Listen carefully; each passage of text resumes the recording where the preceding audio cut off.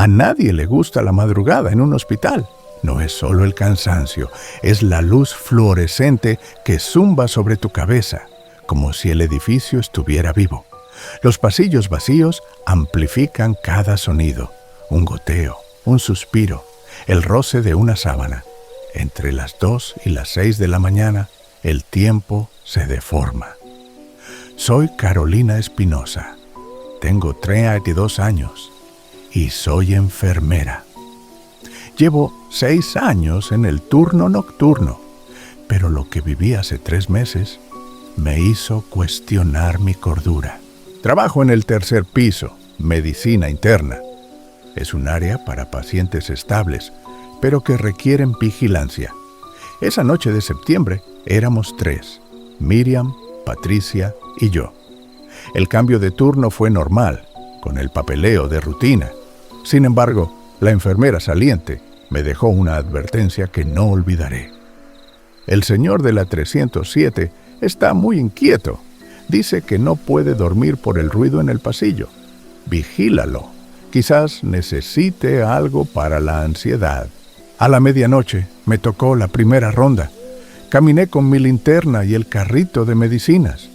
Todo estaba en calma hasta que llegué al final del pasillo, frente al cuarto 302. Según el censo, estaba vacío. Pero la luz estaba encendida, filtrándose como una navaja amarilla bajo la puerta. Es política del hospital apagar las luces de cuartos vacíos para ahorrar energía. Con un suspiro de fastidio, giré el picaporte y entré para apagarla. Al entrar, el aire se sintió denso. No olía a los químicos típicos de limpieza, sino a algo más orgánico y antiguo. Flores viejas, como pétalos marchitos que han pasado días en agua estancada. La cama estaba perfectamente tendida, las sábanas blancas y tensas. No había nadie, pero sentí una presión en el pecho, como si el espacio estuviera ocupado por algo invisible. Apagué la luz rápidamente y salí, cerrando la puerta con un golpe seco. Minutos después, el timbre del 307 sonó con insistencia. Era don Julián. Tenía los ojos desorbitados. «Enfermera, dígale que se detenga», me suplicó. «¿A quién, don Julián?», pregunté. «A esa mujer. Pasa frente a mi puerta una y otra vez.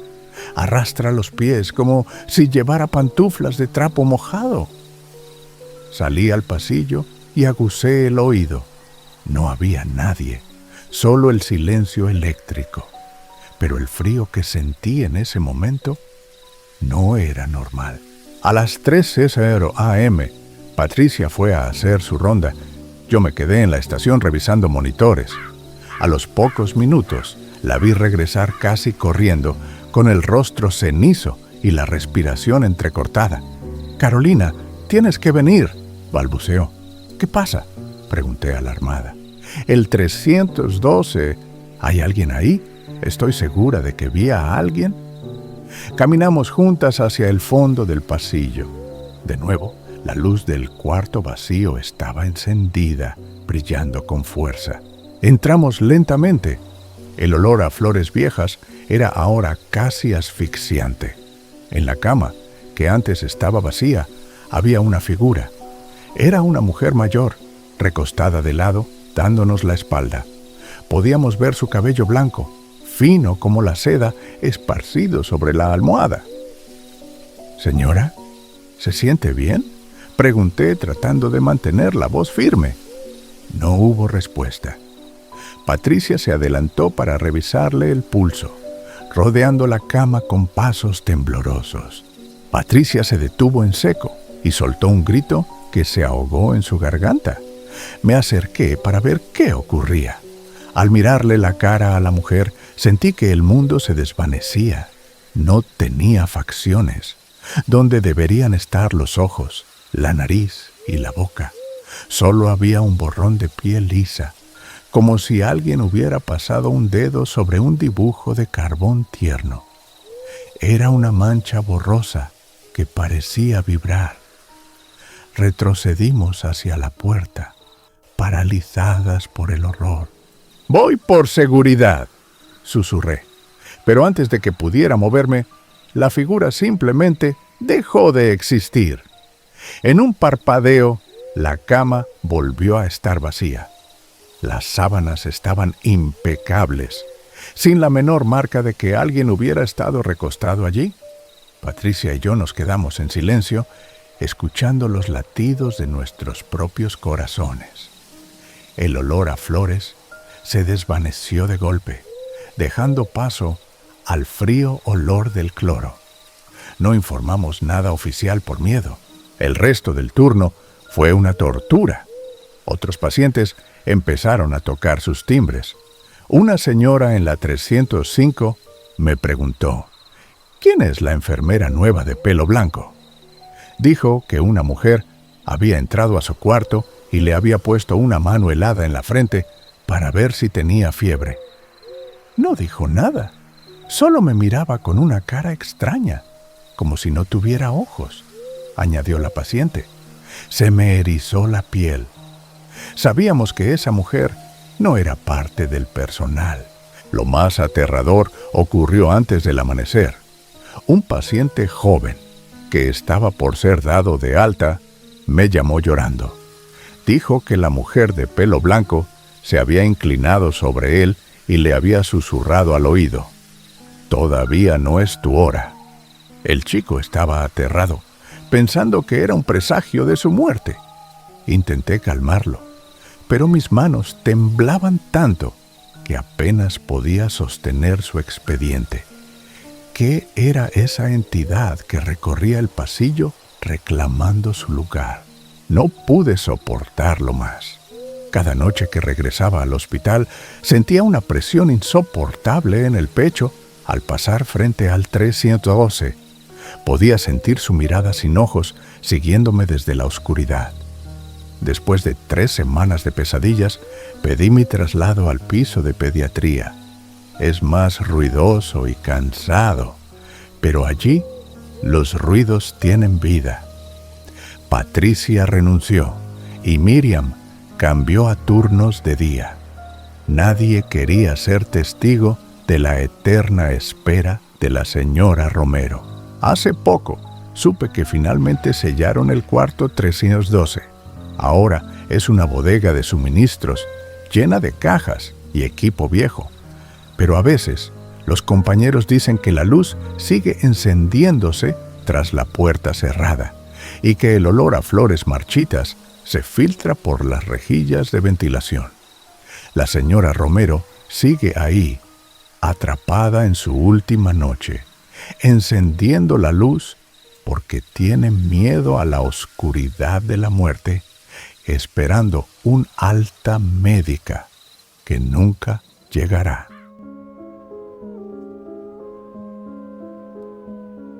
Muchos suponen que vigilar un complejo tecnológico es un descanso pagado, pero la realidad es otra. Soy Ricardo Olvera, tengo 51 años y sumo 12 inviernos custodiando el Parque de Innovación y Desarrollo Norte. Mi jornada empieza a las 21:00 y termina cuando el alba rompe el horizonte. Mi labor parece simple: verificar esclusas, detectar intrusos y asegurar que la energía no se desperdicie. Pero hace 5 meses algo ocurrió y hoy sueño con renunciar. El complejo consta de 10 naves industriales blindadas. Al caer la noche, el sitio se vuelve un desierto de hormigón. Los ingenieros se marchan antes de las 8. Somos 3 vigilantes para todo el recinto. A mí me asignaron el sector Gamma, que alberga los laboratorios de química avanzada y el almacén de archivos físicos. Cada 2 horas recorro los pasillos de cristal y el resto del tiempo monitoreo las cámaras en mi cabina. Es una rutina que amaba, hasta mayo. Todo comenzó un lunes de niebla. Eran cerca de las 22:30. Observaba los monitores cuando un reflejo en el laboratorio 7B captó mi atención. En la pantalla 04 se apreciaba un fulgor azulado moviéndose entre las mesas de ensayo, como el brillo de una tableta de alta gama. Supuse que algún investigador se había quedado atrapado en su trabajo. Tomé mi radiotransmisor y mi linterna de alta potencia para dirigirme hacia allá, cruzando el patio gélido. Al llegar, la entrada blindada estaba sellada magnéticamente. Usé mi tarjeta de acceso y los sistemas electrónicos pitaron al abrirse. El interior era un bloque de sombras y frío controlado. Solo las pequeñas luces rojas de los sensores de humo parpadeaban en el techo como ojos mecánicos. Avancé hacia el módulo 7B con la linterna en alto. Al entrar, solo vi hileras de microscopios y matraces limpios. No había nadie. Las ventanas estaban bloqueadas por sensores de presión. Regresé al puesto de mando, con una extraña sensación de hormigueo en las manos. Rebobiné la cinta digital. Ahí estaba, una luz clara. Una presencia luminosa flotaba sobre la mesa principal de química justo cuando yo iba de camino. Lo inquietante es que, en el video, la luz se extinguió justo un segundo antes de que mi llave maestra activara la cerradura. Mi mente buscó explicaciones, fallos en el sensor, interferencias de red, pero el video no mentía. 2 madrugadas después, el fenómeno se trasladó al almacén de archivos. Es un edificio de techos altos, lleno de estanterías metálicas que parecen tocar el cielo. Entré para hacer la ronda, y al llegar al fondo, escuché un eco, el tecleo rápido de una máquina de escribir antigua. Era un sonido seco, rítmico, totalmente fuera de lugar, en una era de teclados silenciosos. Seguí el ruido hasta una oficina lateral, con el corazón golpeándome el pecho.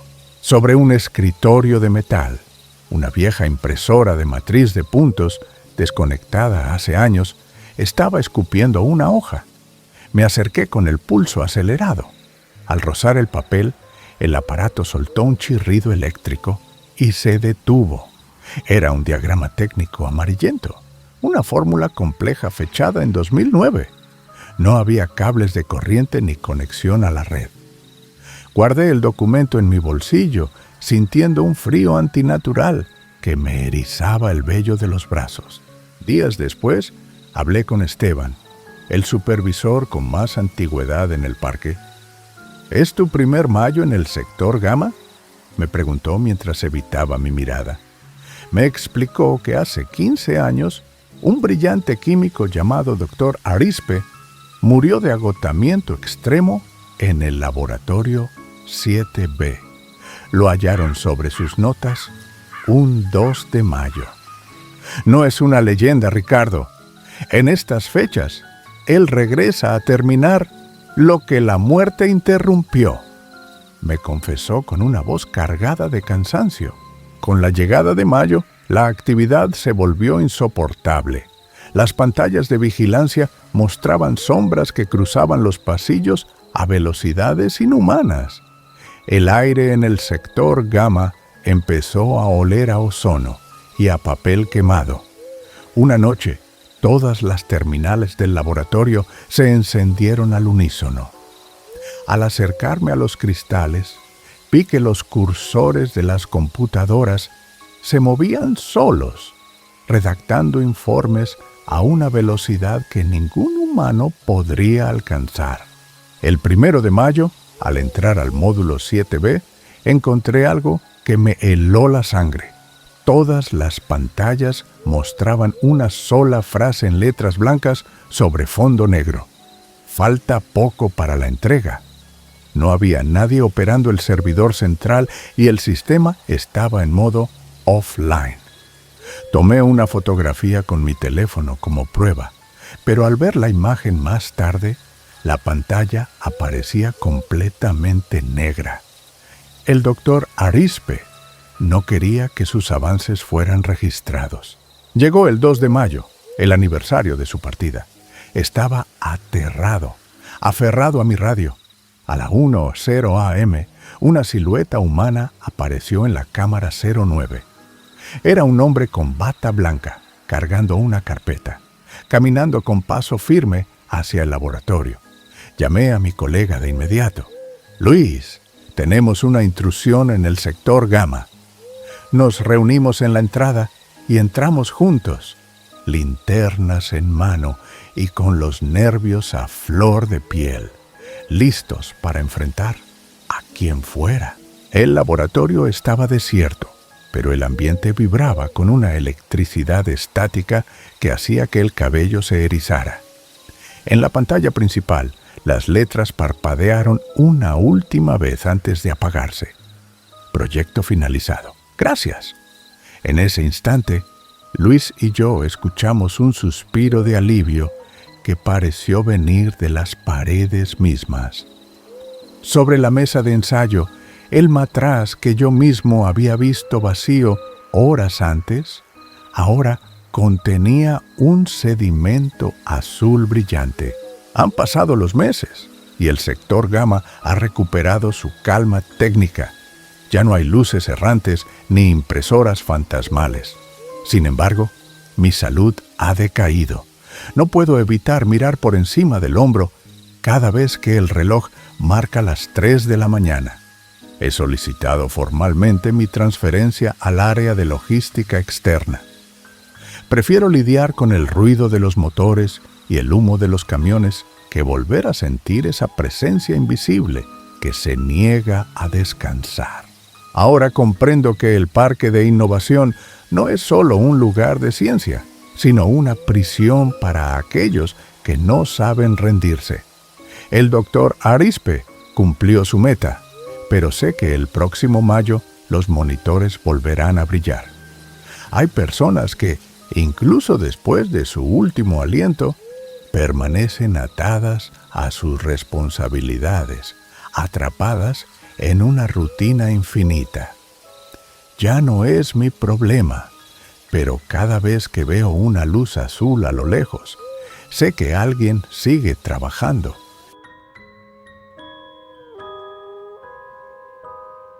Trabajo en la panadería La Esperanza desde hace 12 años y mi turno empieza a las 2 de la mañana todos los días. Llego cuando la ciudad está dormida, prendo los hornos, preparo la masa y empiezo a hornear. A las 6 de la mañana, cuando abrimos, el pan está fresco y caliente. Es un trabajo duro, pero me gusta o me gustaba. Hasta que hace 2 meses empezó a pasar algo que me tiene sin poder dormir bien en las tardes. Siento que el silencio ya no es el mismo y la soledad me pesa mucho más. La panadería es un local grande en el centro de Toluca. Tiene el área de venta al frente y atrás la cocina grande con los hornos, las mesas de trabajo y el almacén. Yo trabajo solo en mi turno. El dueño me da las llaves y confía en mí. Llego, abro, hago mi trabajo y cuando llegan las chicas de mostrador a las 6, ya está todo listo. Es una rutina simple que he hecho miles de veces. Pero todo cambió hace 2 meses, un lunes cualquiera. Llegué a mi turno normal sin imaginar lo que vería. Aquella madrugada abrí la panadería, prendí las luces y fui directo a la cocina. Lo primero que hago siempre es prender los hornos para que se calienten mientras preparo la masa. Prendí el horno principal, el más grande que usamos para el pan de caja y las conchas. El fuego se encendió normal, con esa llama azul y anaranjada visible a través del vidrio de la puerta. Me sentía bien, con energía para empezar la semana, ignorando que algo extraño me acechaba desde las sombras del almacén. Empecé a preparar la primera masa del día: harina, agua, levadura y sal, amasando con las manos, sintiendo la textura. Trabajo casi en automático después de tantos años. Cuando terminé la primera masa y la dejé reposar, fui a revisar el horno. La temperatura ya estaba donde necesitaba para empezar la producción. Me agaché para ver el fuego por el vidrio y asegurarme de que todo marchara bien. Fue entonces cuando lo noté. En el piso, justo frente al horno, había una marca inesperada. En el piso frente al gran horno había una huella, como la marca de un pie descalzo y mojado. Se veía clara contra el cemento gris, una sola huella justo frente a la puerta metálica. Me quedé mirándola confundido por varios segundos. Yo no había pisado ahí y, aunque lo hubiera hecho, no traía los pies mojados. Llevo mis botas de trabajo que siempre están secas y limpias. Pensé que tal vez había estado ahí desde el día anterior y no la había notado antes por las prisas del cierre. Tratando de mantener la calma, agarré el trapeador y limpié la huella con fuerza hasta que el cemento quedó seco otra vez. Seguí con mi trabajo habitual. Metí las primeras charolas de pan al horno. Ajusté el tiempo y todo parecía normal. Como media hora después, volví a revisar el horno y la huella estaba ahí otra vez. Misma posición, mismo pie, justo frente a la puerta del horno. Eso me inquietó de verdad. Limpié de nuevo la marca, sintiendo un escalofrío que me recorrió la espalda. Esta vez me quedé parado ahí mismo, mirando fijamente el piso para ver si aparecía de nuevo frente a mis ojos. Pasaron 5 minutos y no apareció nada extraño. Regresé a mi mesa de trabajo para seguir con los pedidos. Después de otros 20 minutos, volví a revisar por pura curiosidad. La huella estaba ahí otra vez, como si alguien con el pie mojado viniera a pararse frente al calor del horno cada vez que yo no estaba mirando. La situación empezaba a tornarse realmente aterradora. Revisé toda la cocina buscando alguna fuga de agua que pudiera estar cayendo en el piso y formando esas marcas tan precisas. No había ninguna fuga. El techo estaba seco, las tuberías estaban bien y no había explicación lógica para esas huellas. Decidí ignorarlo para no volverme loco. Tal vez era algo del piso, alguna reacción química extraña con el calor intenso del horno o algo similar.